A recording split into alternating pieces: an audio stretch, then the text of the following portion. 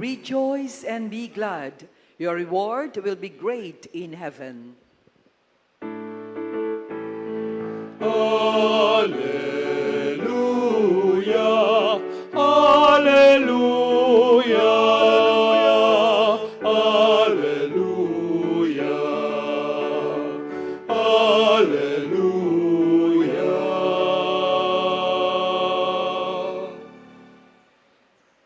The Lord be with you. And with your spirit. The proclamation of the Holy Gospel according to Matthew. Glory to you, O Lord. When Jesus saw the crowds, he went up the mountain, and after he had sat down, his disciples came to him. He began to teach them, saying, "Blessed are the poor in spirit, for theirs is the kingdom of heaven. Blessed are they who mourn, for they will be comforted. Blessed are the meek, for they will inherit the land. Blessed are they who hunger and thirst for righteousness, for they will be satisfied. Blessed are the merciful, for they will be shown mercy. Blessed are the clean of heart, for they will see God. Blessed are the peacemakers, for they will be called children of God. Blessed are they who are persecuted for the sake of righteousness, for theirs is the kingdom of heaven. Blessed are you when they insult you and persecute you and utter every kind of evil against you falsely because of my name. Rejoice and be glad, for your reward will be great in heaven." Brothers and sisters, the Gospel of the Lord. Praise to you, Lord Jesus Christ. Good morning to everyone. Good morning, Father. We are now on the fourth Sunday in Ordinary Time, Year A. Anong ibig sabihin ng Year A, Father? You know, in our church calendar, we have 3 cycles, no? A, B, and C. Kapag Year A, we read from the Gospel of Matthew. Pag Year B, Mark. And then Year C, Luke. Father, nasaan si John? John is sprinkled in between. Naka siya doon, inahalo siya. So we are now on Year A, and we read now this famous section in the Gospel of Matthew that we call Sermon on the Mount. This is from chapter 5 until chapter 7 of the Gospel of Matthew. No? And if you go to Mass regularly, you will discover that siguro for several weeks, we will be reading from the Sermon on the Mount. And this is the first chapter, the first instance in chapter 5. We call this the Beatitudes. No, the Beatitudes. Now, narinig natin sa ating Ebanghelyo, no, merong 8 Beatitudes. For those of you who went to the Holy Land, no, one of the places that you will visit there is the Mountain of the Beatitudes.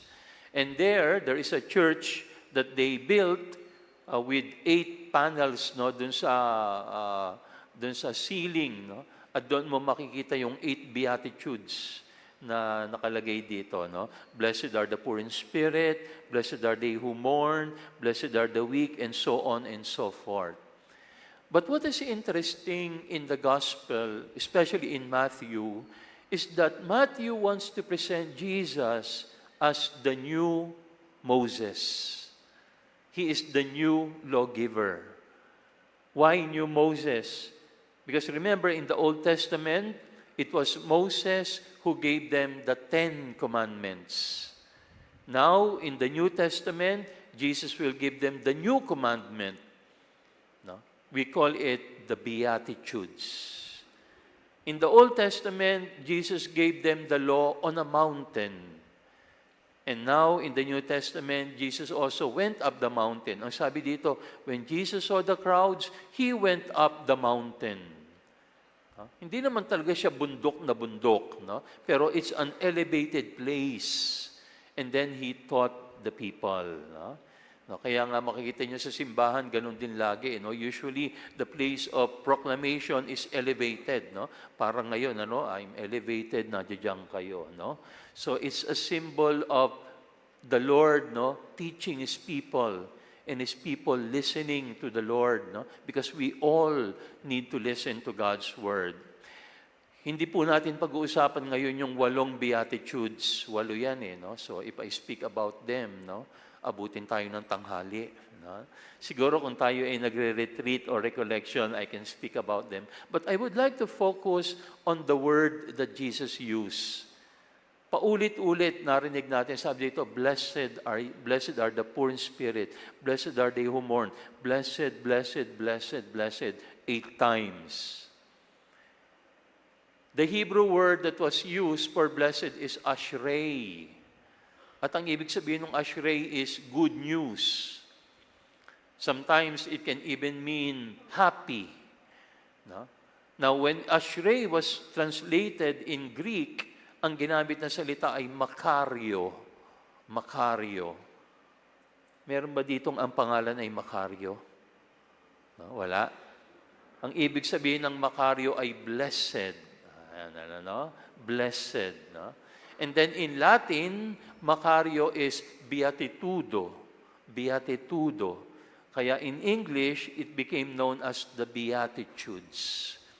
Now, in many Bibles, the word Makario have been translated in different ways. Sometimes it is translated as happy. Happy are the poor in spirit, happy are they who mourn. No? Sa Tagalog, ang ginagamit doon ay mapalad. No? Yung pag-Tagalog version ito, mapalad ang mga mahihirap, mapalad ang mga lumuluha, and so on and so forth. What does it mean, Makario? Originally, the Greek word Makario is attributed to the gods. No? Ginagamit niya sa mga gods and goddesses because they are apart from human suffering. They are unaffected by human suffering. Kaya yung word na blessed is attributed to the gods. Later on, the word Makario became attributed to the rich. Yung mga powerful, whether you are economically powerful or politically powerful, Makario din ang tawag dyan. Ganoon naman yung mga powerful, di ba? Ang tingin nila talaga, kami ang nasa taas, kayong nasa baba. Di ba? Yung sabi ng isang politiko, kayong mga nasa baba, lagi nyo kaming tinitirang mga nasa itaas. Ayan, mga Makario yan. But in the Bible, the word Makario is different. You can read that in Psalm 1, yung unang-unang salmo, which is our responsorial psalm today. No? Pinapaalala sa atin, who are the blessed? The blessed are those who do not seek the company of the wicked, but always walks in the law of the Lord. So in the Bible, blessedness becomes being favored by God. Blessedness becomes walking in the light of God. Or blessedness becomes living a life in accordance to God's will. Yun na ang ibig sabihin ngayon ng blessedness. So today, I would like to focus on that reflection. When do we become truly blessed? Kailan ba talaga tayo tunay na nabe-bless? Number 1, the blessed people are those who discover that life is not about being rich, but being blessed. Life is not about being rich. It is about being blessed. Father, masama bang maging mayaman? Hindi naman. There is nothing wrong with riches. 1 Timothy 6:10, anong sabi doon? The love of riches is the source of all evil. So, money is not evil in itself. It is the love for riches that is the source of all evil. So, God also wants to bless us with riches. But more than riches, God wants to give us blessing. And that is very consistent in the Bible. All throughout Old Testament, New Testament, there are many people who are rich, but they felt incomplete. Remember in Mark chapter 10, there was a rich man who approached Jesus. At ano yung tanong ng rich man? What must I do in order that I may have eternal life? merong kulang sa kanya. Meron pa rin siyang hinahanap, bagamat siya ay mayaman na. And Jesus wants to give him something more than riches. Jesus wants to give him blessedness. Anong sabi ni Jesus? Okay, if you really want that, go and sell what you have and give it to the poor.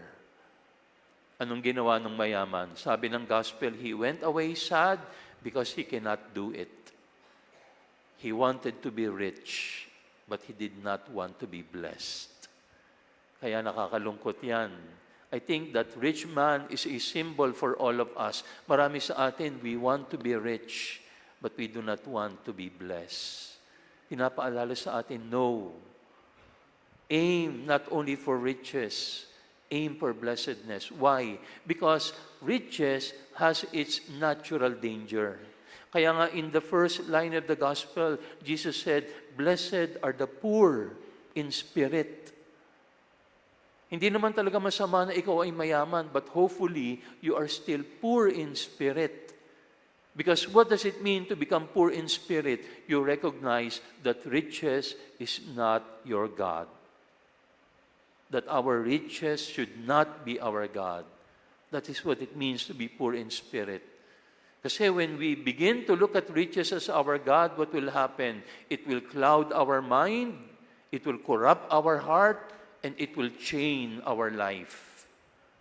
It will cloud your mind. Why? When riches is your only preoccupation, you will no longer know what is good and what is bad. Di ba ganun yun? Kapag ang talagang lagi mo lang hinahanap ay pera, hindi mo na alam kung ano ang tama at mali, kung ano ang mabuti at masama. It will corrupt your heart. Why? Because you never know when enough is enough. Alam na alam natin yan. Ang problema natin ngayon, corruption, di po ba? Corruption. Sino ba yung mga nagnanakaw? Hindi naman yung mahirap eh. Ang nagnanakaw nga, ay nakakalungkot, yung mga mayayaman na eh. Ang yayaman na nga, magnanakaw pa. May pinag-aralan naman, nagnanakaw pa rin. Corrupted na ang puso. And they don't see anything wrong about it. And so, Jesus is reminding us, do not only long for riches, but long for blessedness. And then it will chain your life. Why? It will isolate you. Para ka nang nakakadena.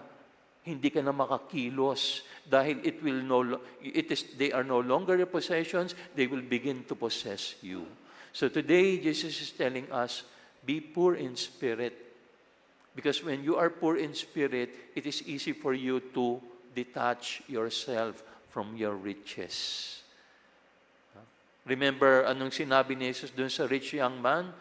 Go and sell what you have and give it to the poor. Why did Jesus say that? Because he knew that that man has become possessed by his possessions. And so, who are the blessed? Sino yung mga tunay na the blessed? Those who recognize that life is not about riches. It is about being blessed. Second, sino yung mga tunay na blessed? Those who have recognized that life is not about what we get, but what we give. That life is not about what we get, it is about what we give. Acts 20, verse 35. Anong sabi doon? It is more blessed to what? To give than to receive. No? That is Paul talking to the Ephesians. Ang sabi niya, I remind you of what our Lord Himself said, that it is more blessed to give than to receive. So we should also recognize that what is the meaning of life? It is not about what we accumulate. It is not what we get, but what we give. Again, no? Kaya pinapaalala ni Jesus, blessed are the pure of heart. Who is the pure of heart? The pure of heart is someone who sees that the heart cannot be satisfied by material possessions, but the heart can only be satisfied by the blessedness that comes only from the Lord. Mahalaga yun eh. Kaya dapat maging malaya yung ating puso sa pagbibigay. My dear friends, it's a biblical principle. What God gives to you, God wants to give through you. Okay? What God gives to you, God wants to give through you. Anong ibig sabihin nun? Yung mga binibigay daw sa atin ng Diyos, gusto niyang ibigay sa pamamagitan natin. Hopefully, we become only a funnel, a channel. Kaya lang ang nangyayari, di ba? Pag naibigay na sa atin, akin lang to. Kabig ko lang yan. Hindi ko na maibibigay sa iba. But no, consistent in the Bible is that what God gives to you, He wants to give through you. And that's why we have to learn the art of giving. No? I remember one time there was a story of Bishop Fulton Sheen. No? He was, I think, inaugurating a building. No? And then nandun yung mga sponsors, yung mga benefactors. And then nandun din yung mga poor, mga beneficiaries ng mga housing projects. And then when he was addressing them, ang sabi ni Bishop Fulton Sheen, sabi niya, sabi niya sa mga mahihirap, to the poor, you need the rich so that you may get out of poverty. Sabi niya, to the poor, you need the rich so that you may get out of poverty. And to the rich, you need the poor so that you may get out of hell. Oo nga naman, ano? Sabi niya, yung mga mayayaman, kailangan natin ng mga mahihirap to get out of hell. Because without the poor, makakalimutan natin na, what God gave to me, God gave only so that it will be through me also. Ayan, ano? So, sana hindi lang huminto sa atin yung ating kayamanan. Sana yung ating kayamanan, maibigay din natin, ma-share natin sa iba. Because that is the reason for blessing. God blesses us so that we can be a blessing for others. Okay? So yan yung second. Who are the blessed? Those who recognize that life is not about getting, but what we give. And then lastly, that those who recognize that life is about, not about what we have, but who we are. Life is not about what we have. It is about who we are. What we have refers to our possessions. No? Yung mga nakukuha ko. Who we are refers to our identity. No? Having versus being. Ayan yun eh. No? At remember, we are called human beings. We are not called human havings. Huh? Ang tawag sa atin, human beings.